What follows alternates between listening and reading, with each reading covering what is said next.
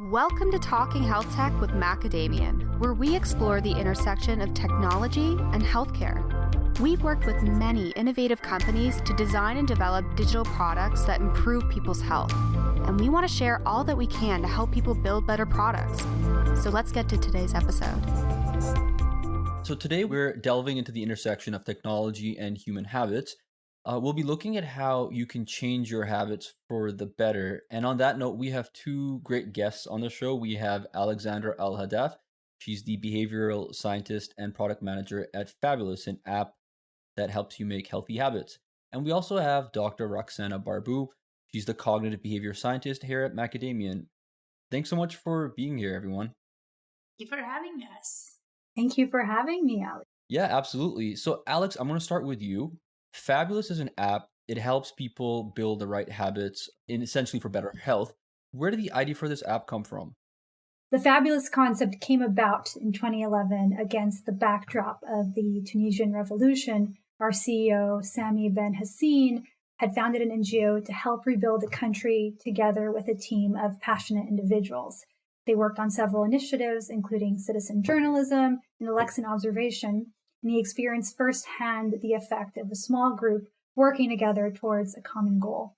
Goals, purpose, social good, these words were bouncing around in his brain, and he knew he couldn't go back to his corporate job. He was always interested in self-improvement, so he started a blog called The Fabulous Life, about how to become your best self. But he soon realized that long-form posts wouldn't be as impactful as he had hoped, and intuitively he realized that information alone can't lead to transformation, which is how the Fabulous app, a behaviorally informed solution, came to be. Right. That's an interesting a journey in how Fabulous, where it comes from. And Alex, you and I were talking earlier about Fabulous's impact on your life. How did you first come about the app? It is a pretty interesting story. I had started a new job and wanted to reset my habits and routines. I hope to use that pivotal moment as a fresh start. And we know that people are more likely to take action towards goals after new beginnings. New Year's resolutions are a classic example of the fresh start effect. But there are many other inflection points in our lives that are conducive to big changes, like moving to a new town or starting a new job. So I researched digital tools that might help me and stumbled upon the Fabulous. And I was struck by the whimsical graphics and the fact that it was incubated at the Duke University Center for Advanced Insight and was a behavioral science-based app. And Fabulous changed my life. Those initial months at my new job marked the first time I developed consistent routines. I was eating a healthy breakfast every morning, working out, and writing more than I ever had. And several months later, I saw a job posting for a behavioral scientist / product manager role, and now I work here. Oh, I love that. I love that journey. So switching gears just a little bit, Roxana, why is self-discipline so hard to master? That's a really good question because in its simplest form and at its core, really, self-discipline, all it is making a decision and following through with it. So your question, why is it hard? Well, for one, just desiring something is not enough. For example, someone may want to eat healthier and they may have all the motivation in the world and, making the change, it's still not easy because of, life really. We can have the intention, we can have the desire, but we also face realities and barriers. Maybe the person has financial barriers. We can't just say all of a sudden, like all of us say, I'm going to switch from canola oil to avocado oil. That's like 5 times the price. Not everyone can make that switch easy. Maybe the person works 80 hours every week.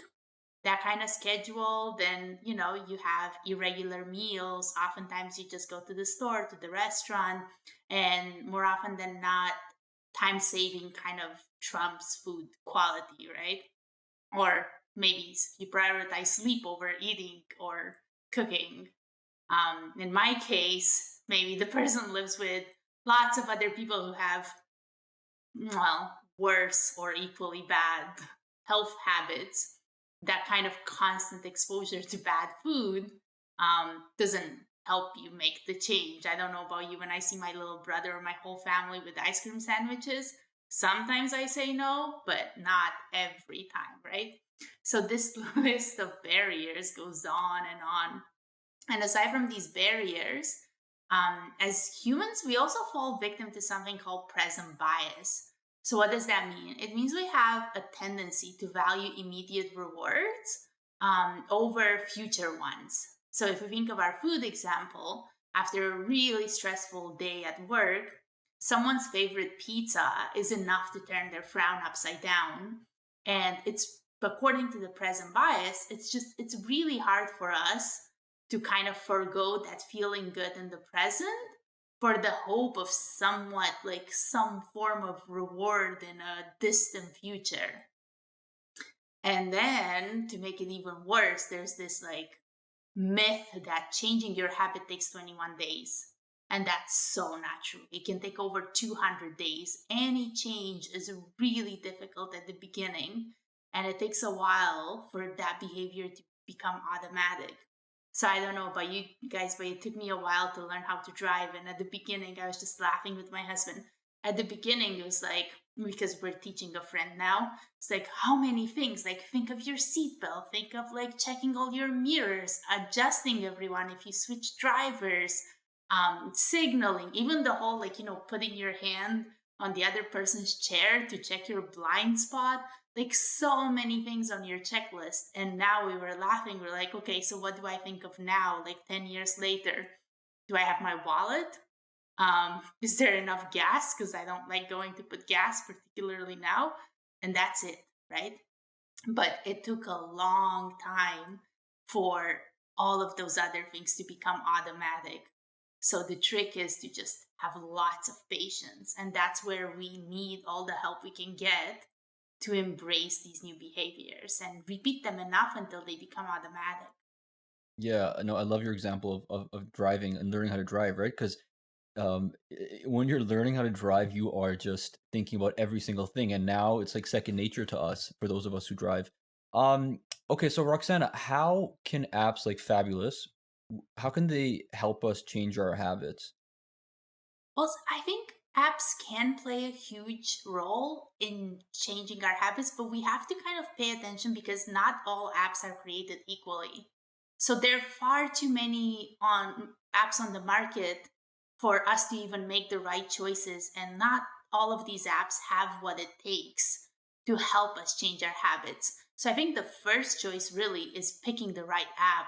And it's hard, right? Like a buzzword in today's app space is gamification.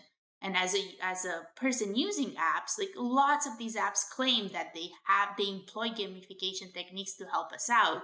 However, the problem is many of them kind of treat it like a checklist. So they go about it, oh, do we have a reward? Yay, check mark. Do we have a reminder? Check mark. That's not enough, right? Like to be effective, these techniques, they have to be rooted in science. Otherwise, all of us would be the best versions of ourselves. And I don't know about you, but I'm not. So there's like behavior science, cognitive science, neuroscience, psychology, and gamification techniques. That is tricky because they have to be good, used for good. Like there's lots of examples of gamification techniques used for bad. So just like rewards, for example, it's not about the reward. It's about the anticipation. Like our brain leads to or releases dopamine, and that's what makes us feel good. But it's not when we receive the reward; it's the anticipation of a reward. So then, for the app to work, it's about how the reward is being used and the frequency and the intensity of it, not so much about having a reward per se. So they can change our habits, but they have to be science informed, and they have to have our like people's best interest at its core, because otherwise we get into addictions.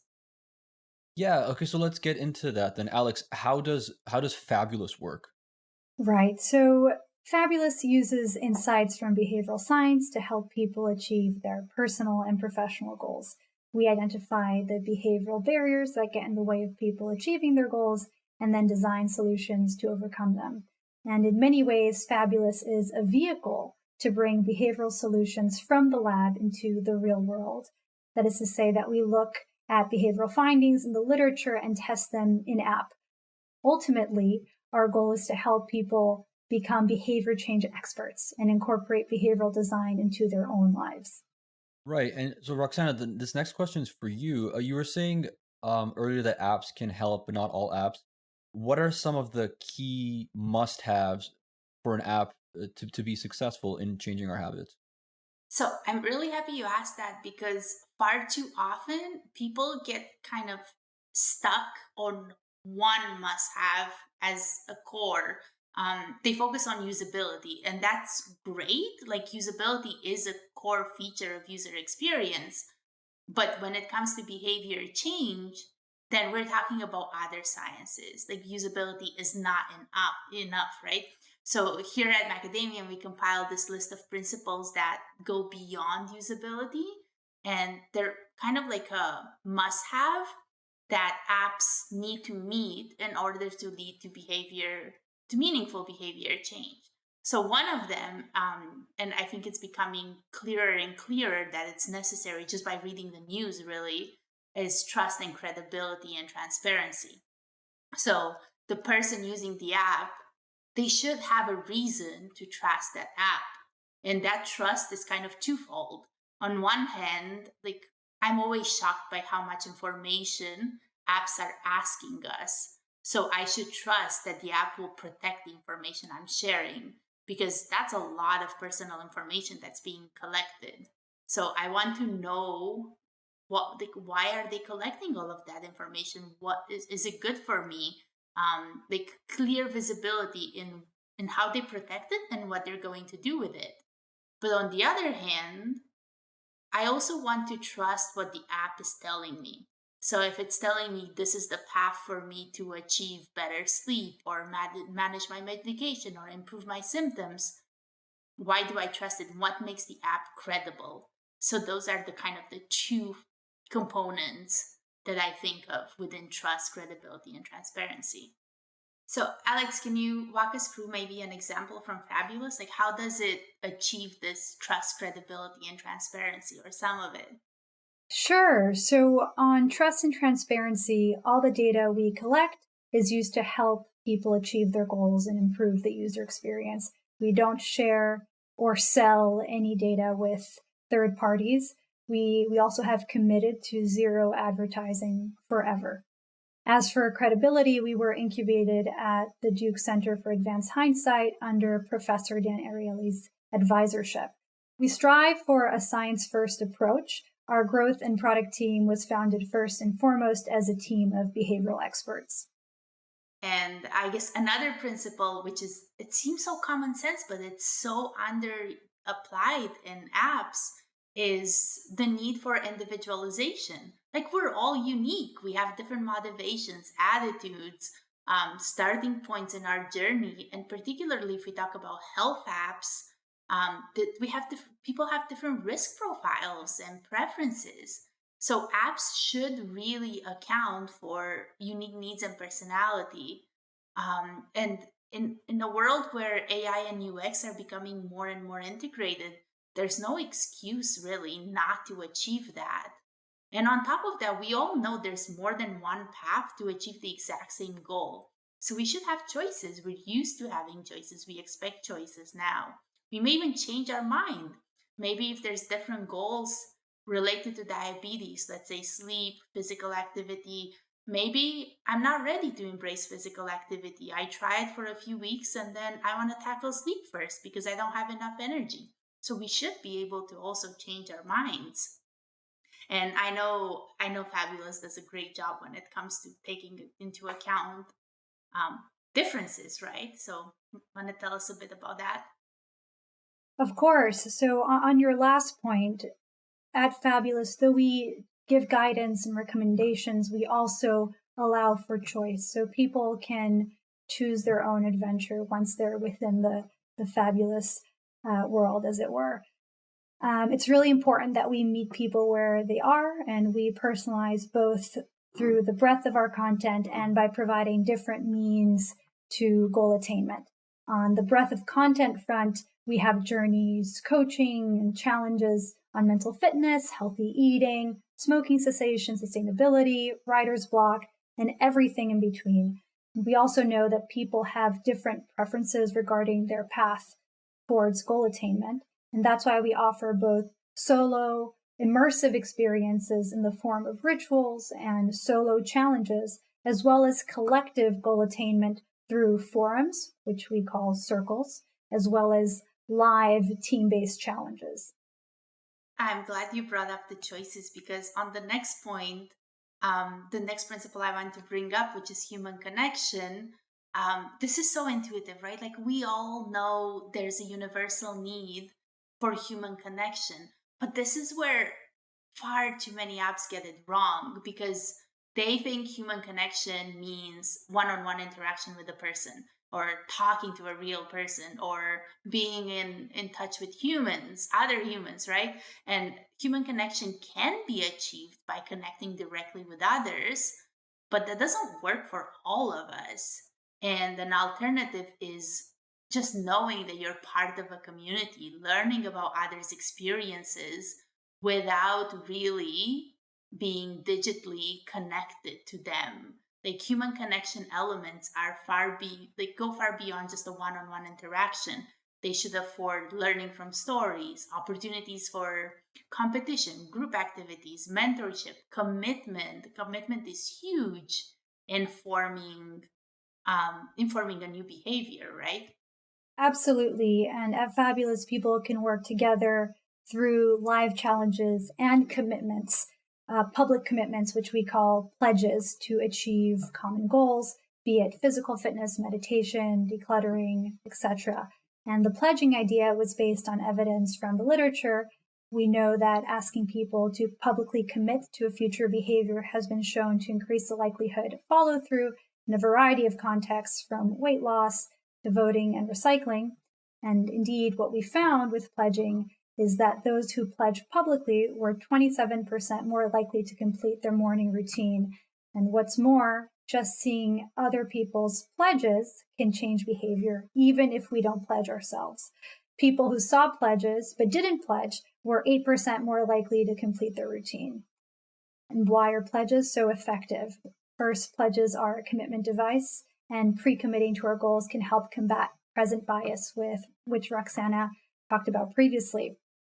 When Ulysses wanted to avoid the seductive siren's call, he had his sailors tie him into the mast of his ship. In so doing, he was employing a commitment device. And by committing to actions publicly, we now have the added pressure of meeting that commitment in front of other members of our community. And I think that kind of takes us into the next principle I wanted to talk about, which I think is one of the most powerful ones. Like, people don't exist in isolation. Apps don't exist in isolation. They're other people. There's an environment. So I refer to this as the person-app environment loop. But here the idea is just acknowledging that things don't exist in isolation. And apps, there's an app, but then there's this ever dynamic relationship with the person and the person's environment, which includes other people. And they're both constantly changing. So the problem is when apps remain static while the person's needs and their environment changes. And apps should be aware of these kinds of circumstances and how they can impact someone's behavior, and empower us to adapt our environment to be conducive to a positive change. So we kind of have a running joke at Macadamian, because I am terrible at drinking water. So what I do is, I use the environment to my favor. So every time that someone has water, I copy them and have a sip of water too, every single time. So, sometimes it gets to like 6 times in a row and people laugh at me, but I got into that habit, and it's my visual cue whenever I'm on Zoom and someone has water. So thank you to all that have water in front of me. And this part of the environment is huge. I love that story and that idea, Roxana. So at Fabulous, I mentioned previously that we want to help people become behavioral experts. And one of the lessons that we teach is that people can be the architects of their environment.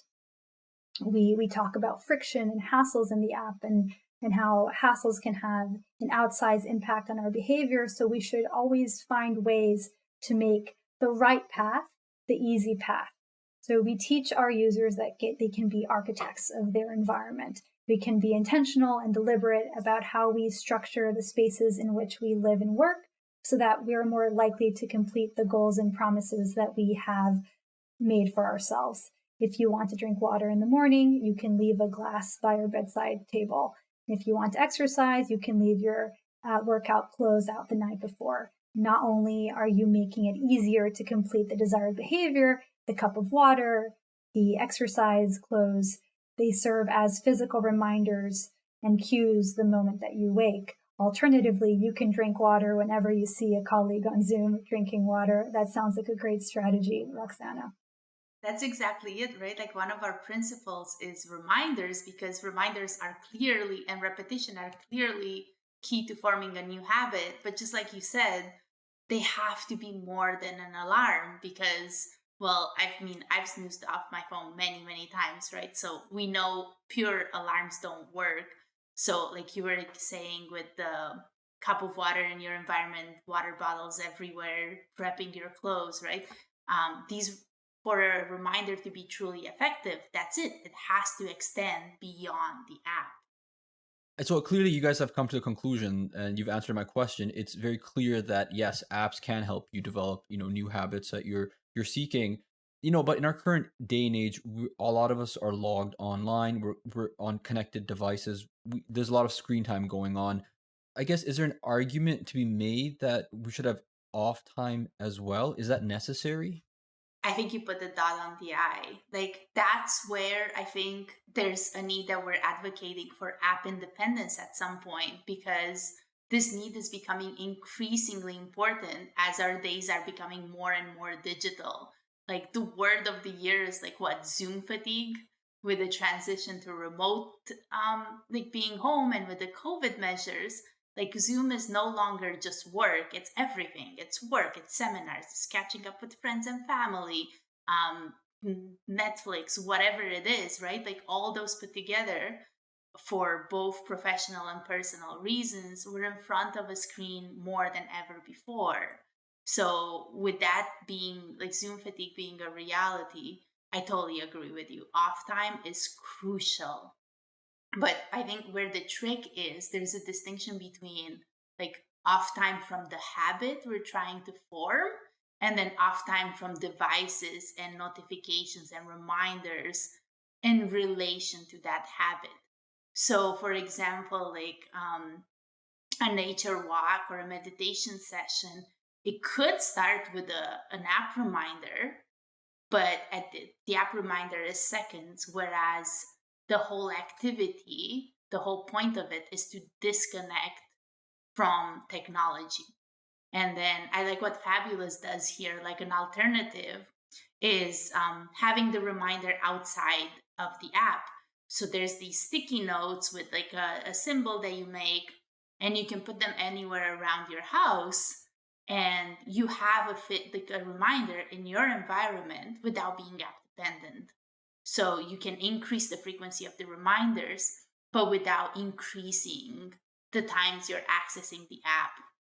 And far too many, because we mentioned dark patterns a little bit, or addiction earlier, like far too many apps use reminders and notifications with the sole purpose of bringing people back into the app, just like a reason to check in. And that's definitely not the right approach. um, we kind of think of apps pushing information to us because that's what they do most of the time, that's the norm. But there's an alternative, and the alternative is us having the control and the freedom to kind of pull information on a need basis. So, an easy starting point there is to give people the freedom to change reminder frequency. Like, it's so easy to do, but most apps fail to do that. Like, if I've done something, I feel comfortable that I've done something for a month, I don't need it twice a day every day. Maybe I only need it in the evening because my morning routine is perfect. Or maybe I want it every 2 or 3 days to make sure I'm still on track, right? Like, it's so easy to do. But most don't do that. So I think, to your point with the off time, like apps that truly have the person's best interest in mind should strive towards app independence. Right. And now, so Alex, let's go back to Fabulous. What types of habits does Fabulous address? Well, Fabulous addresses all habits, from well-being and productivity habits that we recommend to bespoke habits that the user can create for themselves. But what's unique about Fabulous is our focus on tiny habits, which was originally coined by BJ Fogg out of Stanford. When it comes to building habits, one of the most important learnings is that we should make them achievable. Whatever your initial goal is, you should cut it down. Say you want to do yoga for 20 minutes a day, cut that down to 3 minutes. And an interesting fact is that we get a dopamine hit by simply accomplishing a goal. So by starting extra small, you're that much more likely to get a dopamine hit and close the habit loop. And there may be other rewards you can consider. For example, you might have heard that you should eat a square of dark chocolate after exercising, and that dark chocolate can be a reward. By simply completing a behavior, that can be a reward in and of itself. That's the secret sauce, not chocolate. Once you set that timer for 3 minutes, once you do that single push-up, it'll be that much easier to do the next one and the one after that. So you're setting yourself up for success by eliciting brain rewards. Life isn't about perfection, it's about progress. And a lot of people think that the way to change your life is through intensity. But at Fabulous, we really believe it's about consistency over intensity. And Roxana, I'm curious about your thoughts about habits from a CogSci perspective. Yeah, for sure. But actually, what you said, thinking about that consistency, made me think of, like, people always ask me, how come it takes up to 200 days to form, or more than 200 days to form a habit? And one of the reasons is because you need consistent repetition to achieve that habit. So if you want to do the full behavior, let's say running 10K every day, if you fail, oftentimes it kind of like shoves you back to the starting point. So then you have to start again. So then it can take 200 days.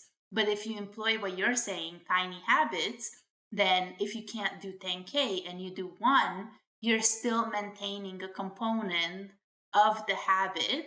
So you're not going back to the starting line. And I think that's huge. But from a CogSci perspective, I think what makes it tricky when we talk about habits is that people kind of call habits two things. One is, if you do something on repeat, they call it a habit.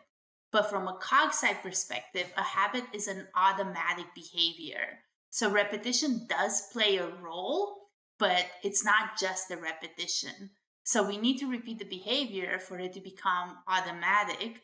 But this transition, it's associated with a brain rewiring. Like, there's an actual physical change in your brain. If you've done something enough times for a neural pathway to form and strengthen, that's what makes the behavior no longer difficult to achieve. So when we talked about driving, there's an actual change that takes us from having that list of 20 things when we get into the car to only worrying if we forgot our wallet. Like, something has changed to take the difficulty out of it. I want to go back to Fabulous again, Alex, and I want to ask you, can Fabulous actually help us learn to relax? Definitely. Fabulous creates a sanctuary for individuals through fabulous moments, through coaching, through one's daily routine, through journaling. And we truly value the importance of quiet introspection, solitude, and self-care. Rituals are a place where we can all come back to. They provide structure in the chaos of our lives. And Fabulous provides people with their own real estate they can visit at any time. No matter how busy their day, their life is, they can feel anchored within Fabulous. So at Fabulous, we employ imagery and sound and voice to create a truly immersive experience wherein people are completing their rituals. And that's exactly what we mean by the aesthetic experience too. It's just like the theme and the tone of the app should provide people with a sense of place and give them this inviting and approachable experience. And its colors, imagery, all of these, they should match the intent of the app, but also the person's personality, right? Because we see some apps being super duper interactive and they're for adults. There's one that has a cute little monster, and I've seen really mixed reactions to that. Some people love it and find it super engaging, whereas others are like, well, I'm not in kindergarten. I graduated that like 40 years ago. So it's about using the right things, but also matching it to the person's personality, really. Roxana, for you now, I have this question about, under like trying to develop meaningful, long-lasting, sustained change. What is the secret to developing that? I think the secret is precisely what we were talking about earlier. It's just like this need to engage in that new behavior long enough until our brain rewires and the behavior becomes automatic. So, how we do that, that's where the magic happens. But really, using insights that are rooted in behavior and cognitive science to guide and facilitate our journey, that's where great apps come into play. Right. And now, Alex, turning back to Fabulous, there's a feature there called Fabulous Coaching. Tell us how that works. Sure. So our coaching program was created by our chief storyteller and clinical psychologist, Jasmine Quill, who founded the Psychology One program at Stanford. And she's busy adding more content every day, whether you'd like to tackle anxiety, grief, procrastination, or artist block. She has a coaching pack for you.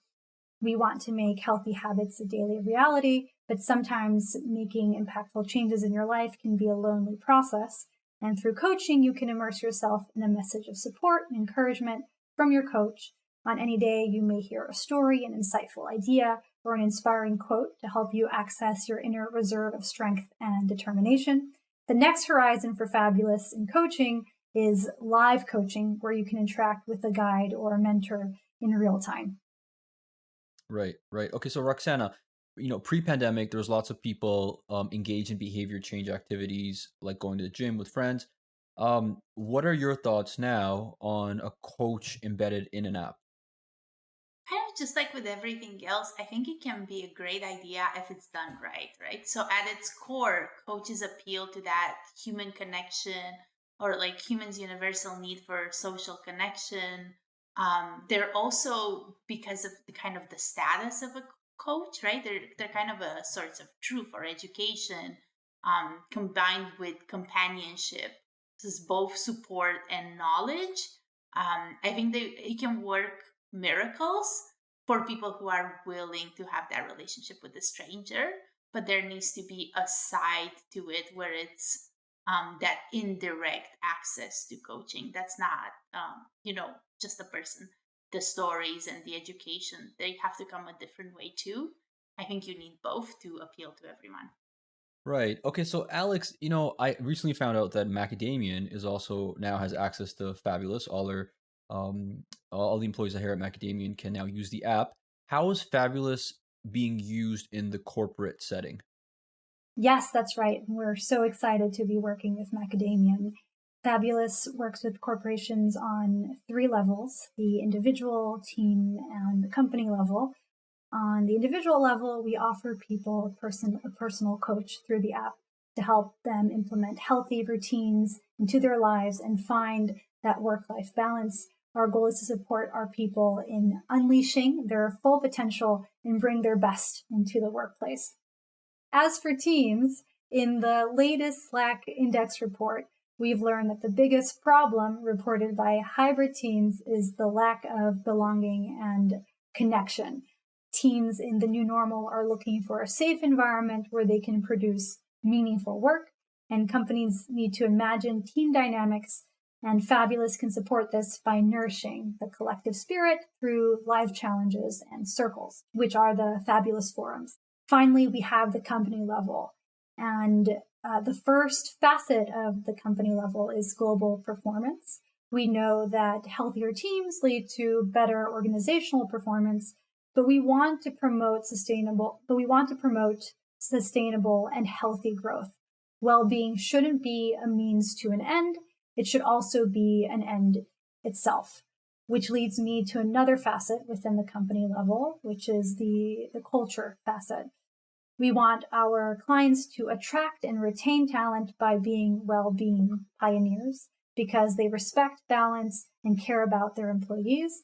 They're not just cogs in a wheel, they're people. And you attract and retain talent through your values and your culture.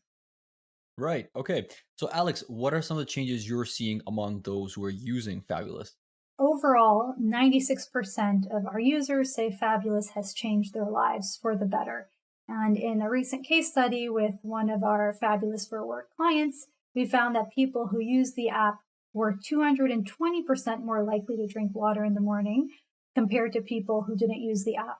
They were 52% more likely to exercise. We saw a 25% increase in routine consistency, a 23% increase in connection to colleagues, and finally, people who use the app were 27% more likely to say that their company has a culture that focuses on health. And these numbers point to the real impact Fabulous has made in helping improve wellness outcomes. So the last question, now that's for you, Roxana. Our entire discussion is sort of based on the premise that humans can change. There's research around neuroplasticity that illustrates, life experiences can change who we are. Are we as humans wired for change? That's a tough question. So I'm going to take a way around to answer it. But really, the brain is a magical organ. And I've been studying cognitive science for more years than I want to acknowledge out loud. And the more I learn, the more of a black box it becomes. So we've seen cases where, you can remove someone's half a brain, like an entire hemisphere, and with no cognitive deficiencies or very limited cognitive deficiencies because the other part of the brain takes over the job. And this is not just Grey's Anatomy. Like we see it in young children with epilepsy. It's real. I guess the downside is that this kind of plasticity to this extent happens mostly at a really early age. But the brain does continue to amaze us when we look at adults too. Another myth, for the longest time, researchers have thought that once neurons are lost, they're lost forever. But relatively new research shows that new neurons can still form. For example, in the hippocampus, you can have new neurons being formed, and that's the organ responsible for memory. The process is neurogenesis, so it's revolutionary, right? So I guess my take-home message is just don't underestimate the power of your brain. Yeah, and I think that's a great message to sort of end this conversation on. Alex, Roxana, thank you so much for speaking with me today. I appreciate it. Thank you for having us. This was beyond amazing. Thank you.